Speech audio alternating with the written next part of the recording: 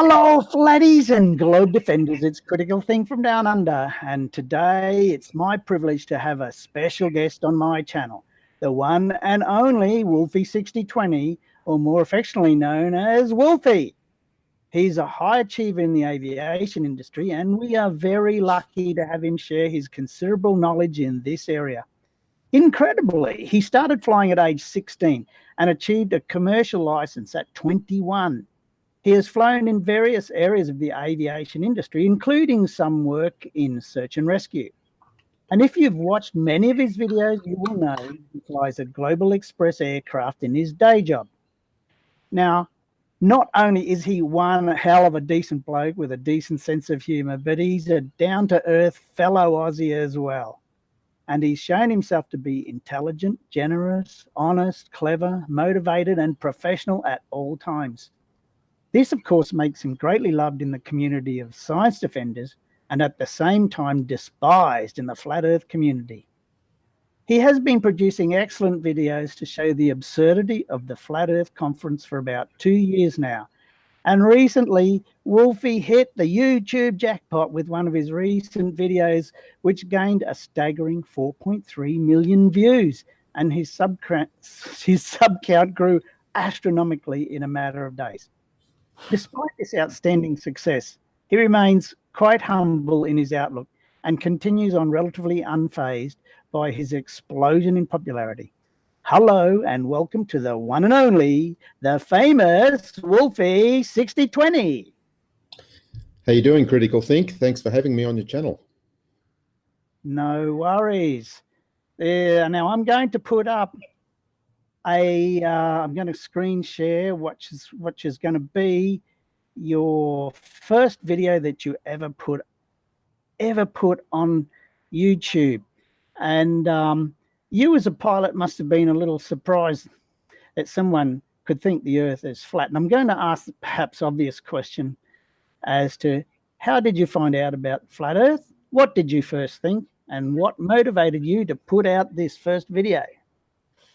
Well, it all happened in August 2016. We were actually in Rio for the Olympic Games, and we were there for 3 weeks. And usually I do spend a lot of time away from home with my job, and most of that time I will do various different hobbies while away, photography or drones. I used to fly drones quite a lot even before I came into Flat Earth. But in Rio at the time, due to the Olympic Games, they had what was called a no drone zone, airspace restrictions, and I knew that in advance. So I basically had 3 weeks with a lot of spare time and spent a bit more than average time looking at YouTube, just various different things, shopping on Amazon, and quite accidentally saw a video by Eric Debay in the side panel about the horizon rising to eye level. Now, I've operated a Global Express aircraft for many years, and with a head-up display in that aircraft, I knew for a fact that the horizon does not rise to eye level. It does drop by the expected amount you would think it would on a globe, which is just over 3 degrees from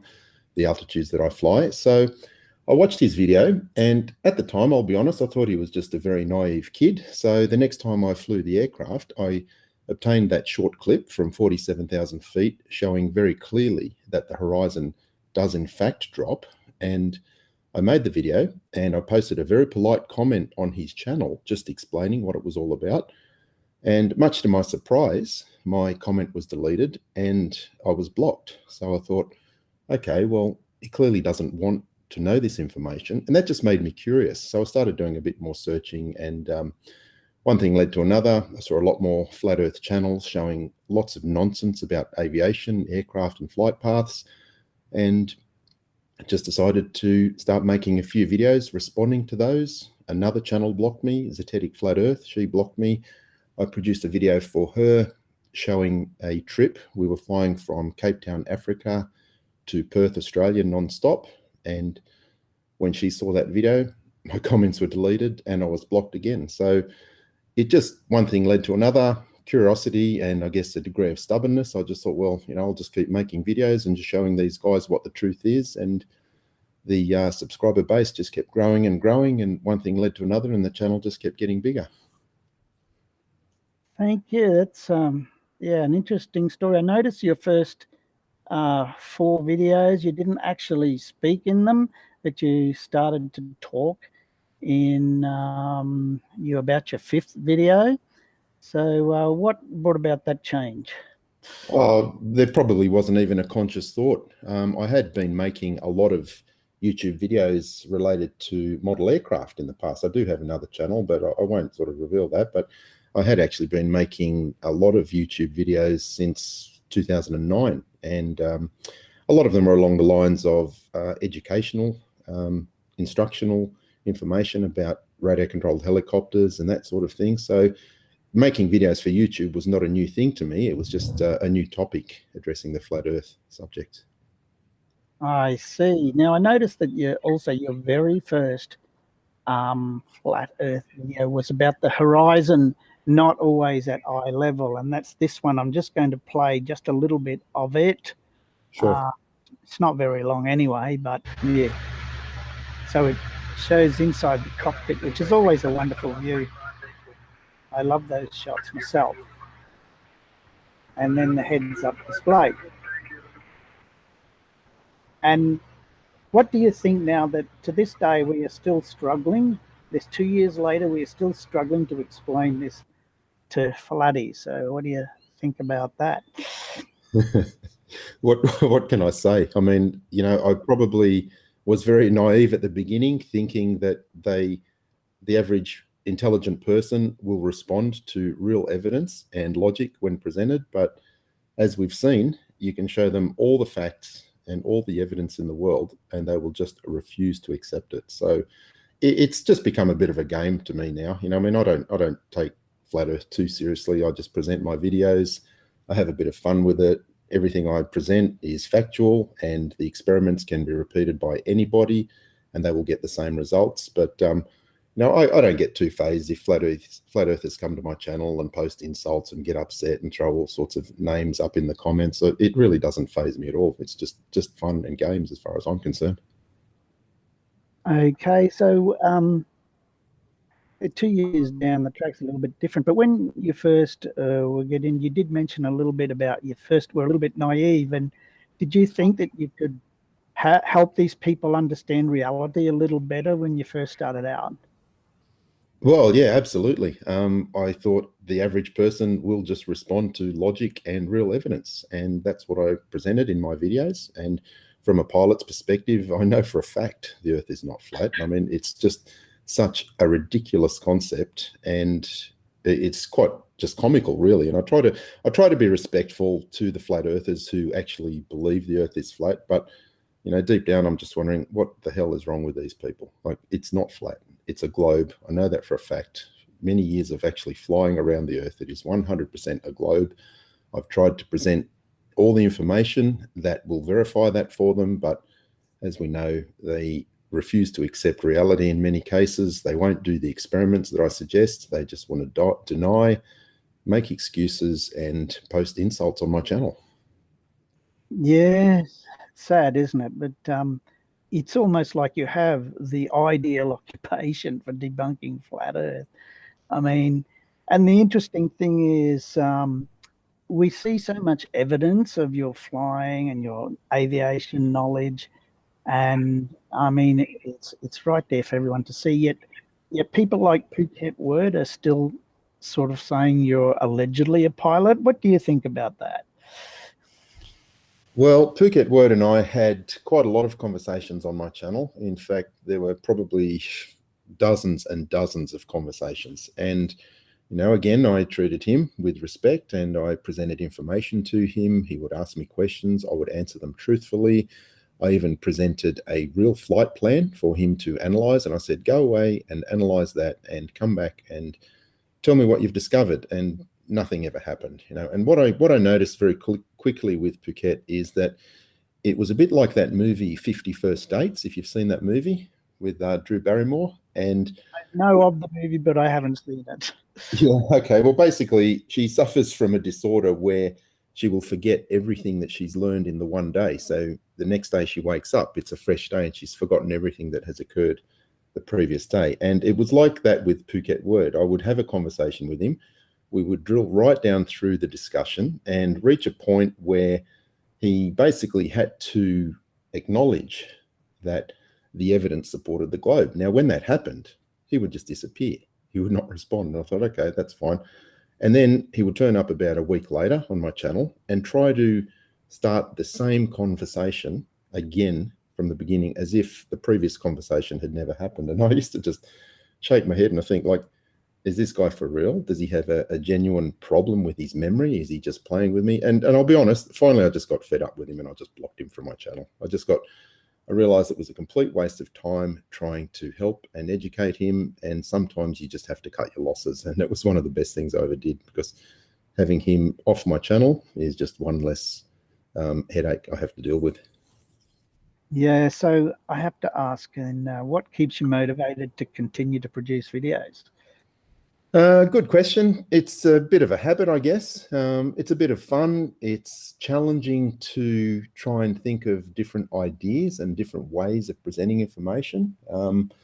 I've actually learned a lot too. You know, I mean, I always knew the Earth was a globe, but certainly very early in the piece, if I can give a shout out to Dazza the cameraman, I watched one of his videos and he was quite inspirational watching his channel, and one of his videos related to the equinox and the 090 sunrise, the 270 sunset. And I did know of that somewhere back in my past, but just watching it on his channel, it sort of piqued my interest in it. So that, as you know, is one of my favorite proofs that we live on the globe. You know, the equinox sun angles just cannot work on any flat Earth. So it's the experiments. I mean, just before we started this interview, I took a drive down to a location about 40 minutes south of Perth, and I've just obtained another ISS transit, you know. So I spend a lot of time away from home, a lot of time in hotels, and, you know, making flat Earth videos and thinking of ways to present the information is just a good way to pass the time. It's productive.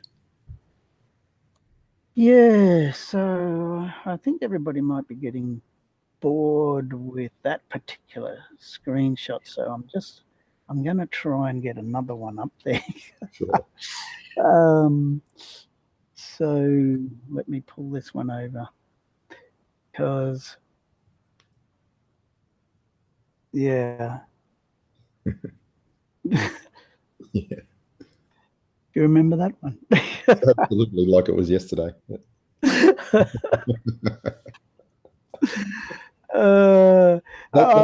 the one that Globebuster Bob made a big video about, and when it was revealed that he's not actually a commercial pilot, he quickly and hastily removed it from his channel. So yeah, absolutely, I'm familiar with this one. Yeah.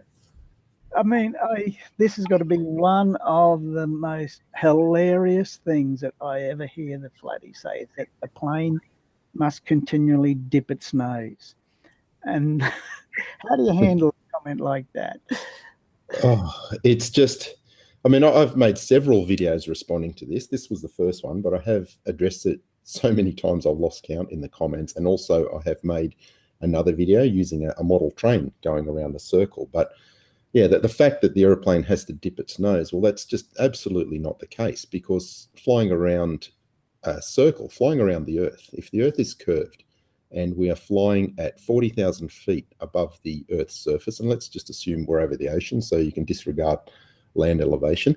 If you're maintaining 40,000 feet above the surface of the water and that water is curved, then your flight path is going to follow a curve as well. So there's no descending. You know, this is one of the most ridiculous claims I see flat earthers make, is that aircraft have to descend to follow curve. Well, it's quite the opposite.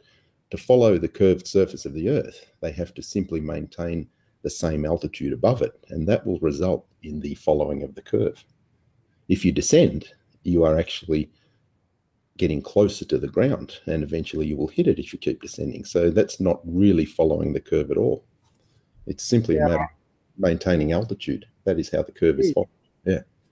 It is. I mean, even I'm not a pilot, but even I understand that. Yeah, it's just straightforward. It's very straightforward. And the process of maintaining altitude in an aircraft is done by reference to the altimeter and the vertical speed indicator, because those are pressure instruments, and the altimeter in particular will detect any very slight changes in air pressure. As you go higher, the air pressure reduces and the altimeter displays that as a change in altitude. So when the pilot is flying along, whether it's on autopilot or if you're hand flying, you're constantly cross-referencing the instruments, and one of those is the altimeter. And if you detect any slight climb, you will just lower the nose slightly. And the process of maintaining altitude, I try to relate it to driving a car on a highway. I mean, if you let go of the steering wheel, the car will go reasonably straight, but it's not going to stay in the lane forever. It'll slowly drift off to the side. And when you're flying an aircraft and maintaining an altitude, it's a bit the same, that if you let go of the controls, it will hold a reasonably good altitude, but you will drift outside your tolerance. And the required tolerance by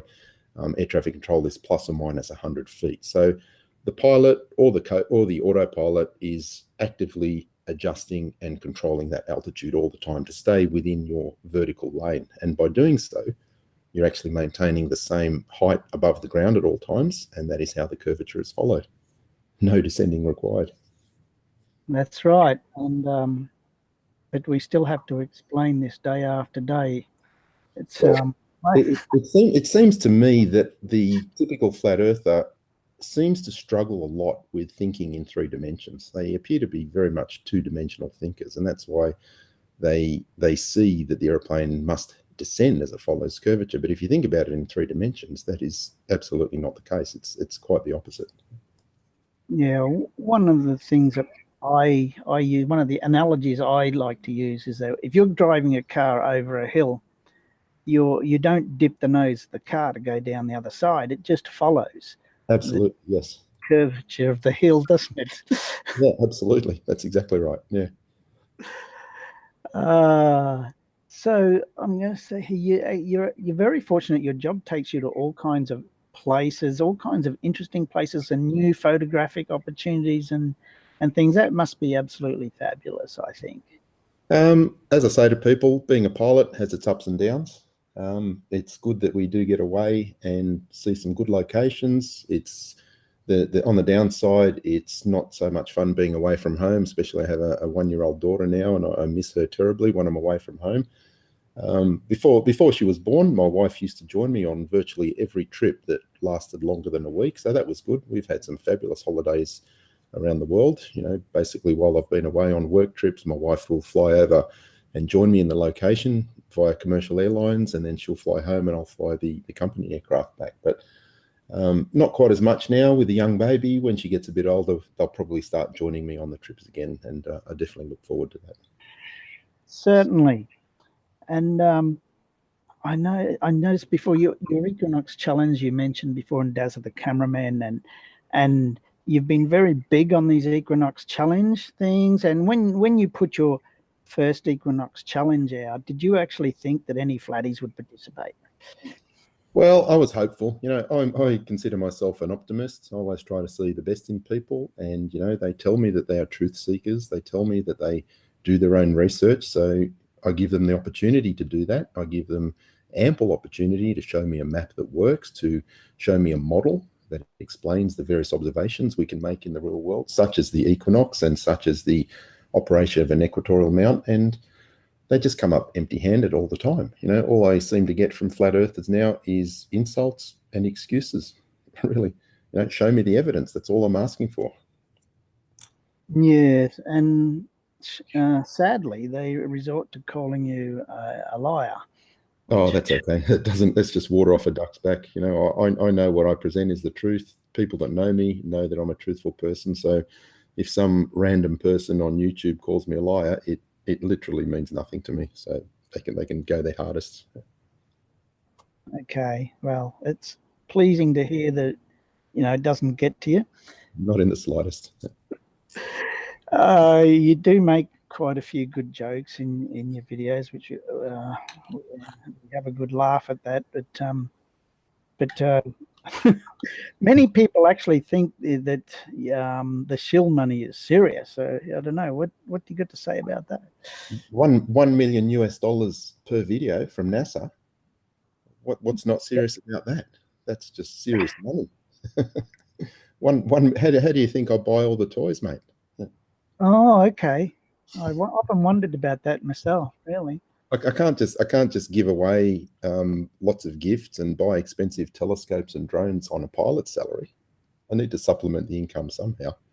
No, I'm only joking. I'm only joking, of course. I'm only joking, of course. I don't earn any money from this whatsoever. You know, in fact, I make a point of not monetizing my channel, you know, so that people can always know that I'm not doing this for money. I'm doing this in the pursuit of truth and presenting truth. And you know, I've basically got to the point where I just, if a flat Earth channel is monetized, if I see advertisements on it, I just won't even watch it, because I'm not going to generate any income for them.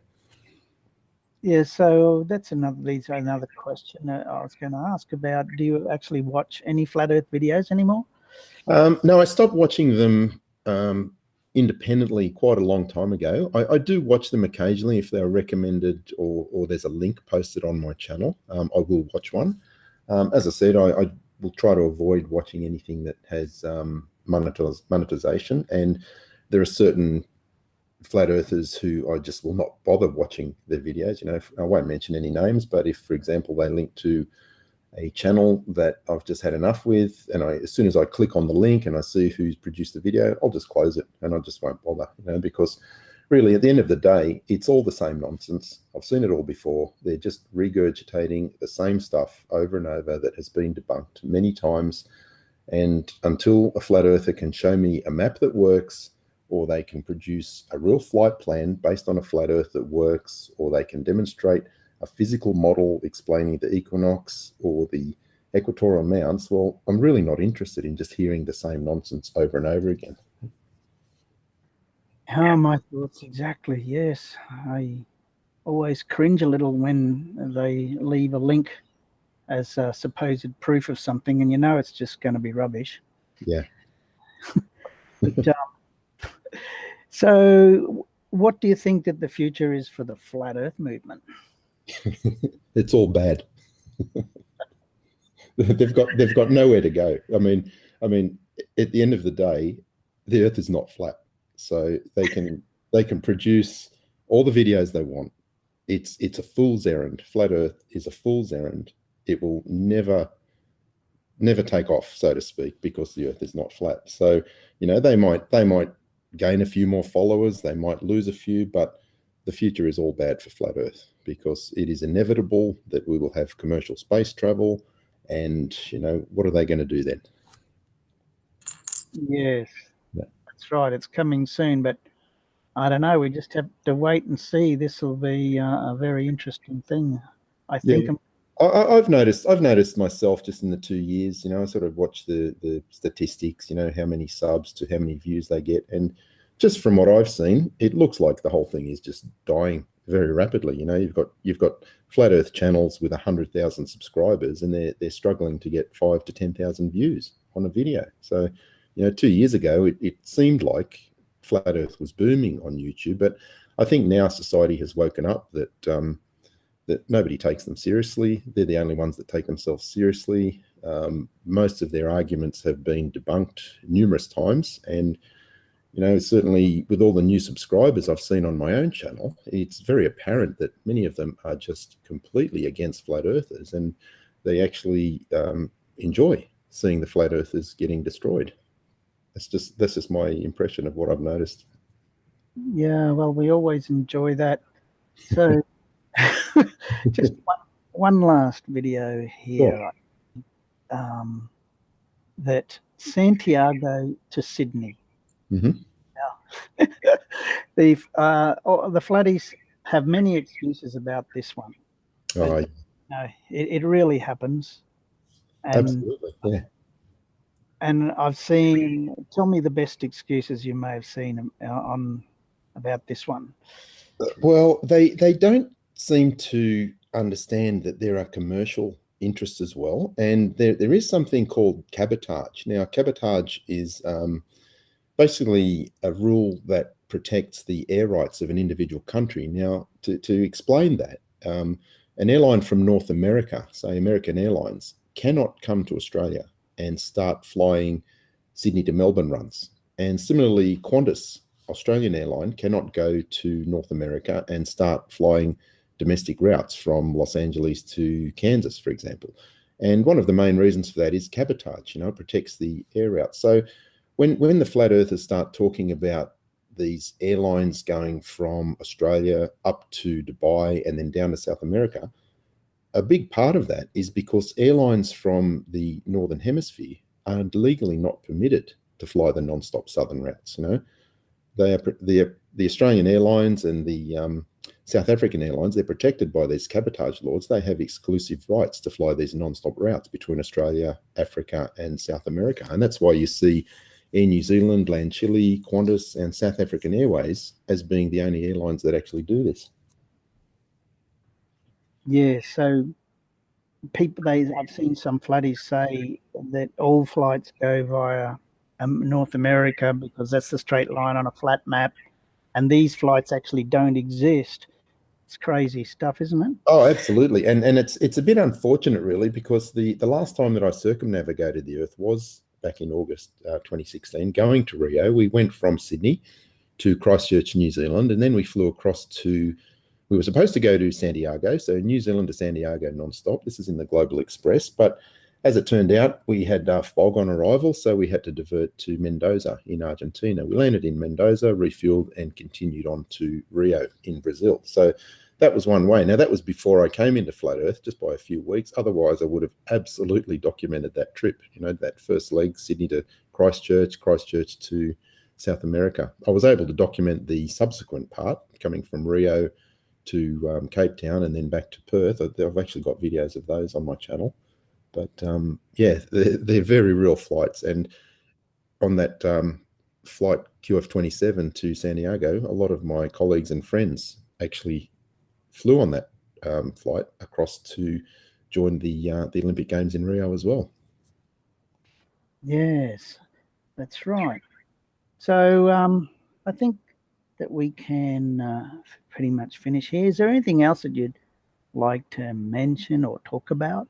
Oh, just briefly, while we were talking about aircraft, another one of the ridiculous claims I see flat earthers make is that if you don't dip the nose, the aircraft is going to fly off into space. Now, that just completely ignores the limitations of aerodynamics. And aircraft have something called an absolute ceiling and a service ceiling. And the absolute ceiling is the point where the thrust on the engines and the lift generated by the wings is insufficient to cause the aircraft to go any higher. And for example, the Global Express I fly, when it's light, it can reach 51,000 feet, but I could not make that aircraft reach 60,000 feet if I tried. I could try to pull the nose up, I could apply full power, and it would start to climb, but eventually it would reach the point where there is insufficient thrust, insufficient lift, and the aircraft would stall. There's like a natural limit that will prevent it from going any higher. So it's just another ridiculous claim. There's just no chance at all an aircraft could fly off into space.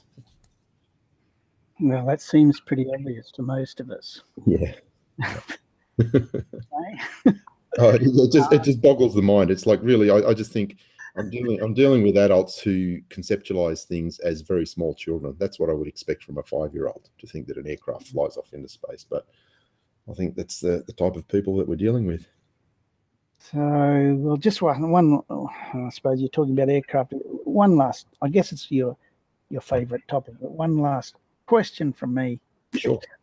Is first of all, I preface it with say, it's ridiculous the number of people who don't know about aircraft try to comment about aircraft. And this is astounding to me that someone who knows nothing about a topic is an expert on it. And one of the things, the favorite things, of course, is the gyroscope and the artificial horizon, and a total misunderstanding of that device. Although I think we've made some progress in that area. Yeah, absolutely. Yeah, I mean, I've got several videos where I actually purchased a real artificial horizon. I pulled it apart. I showed how the pendulous vanes work. I've got time-lapse videos proving that it does self-correct back to level all the time, regardless of whatever attitude you started in. So hopefully the word is getting out there that the artificial horizon is not just a gyro that is always rigid in space. I mean, that's a ridiculous concept anyway, because there's always bearing friction, there's always slight imbalances and acceleration forces pilots learn about the turning errors in a gyro due to acceleration and turning forces. I feel like I'm done here. Okay. And if you got something burning you want to talk about, not anything that I can think of offhand. No, not at this stage. I can pop it into the comments later if I do think of it. Yeah. okay. Well, all I can say is it's been my privilege, and thank you so much for talking to me today. And I hope we can do this again sometime. Absolutely. And once again, thanks for inviting me to your channel. And I've watched your videos. I enjoy every one of them. You're doing a fabulous job. Keep up the great work. Thank you, and goodbye. Catch you later.